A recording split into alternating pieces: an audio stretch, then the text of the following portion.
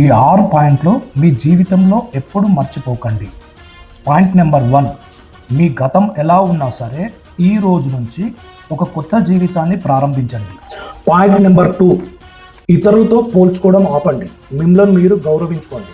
అప్పుడే మీలో ఉన్న భయాలు తొలగిపోతాయి. పాయింట్ నెంబర్ 3, ఎవరితో ఎంతవరకు ఉండాలో అంతవరకే ఉండండి. పాయింట్ నెంబర్ 4, ఇతరుల విషయంలో అనవసరంగా జోక్యం చేసుకోకండి. ఇతరుల విషయాలు ఎంతవరకు పట్టించుకోకుండా ఉంటే అంత హ్యాపీగా ఉండగలుగుతాం.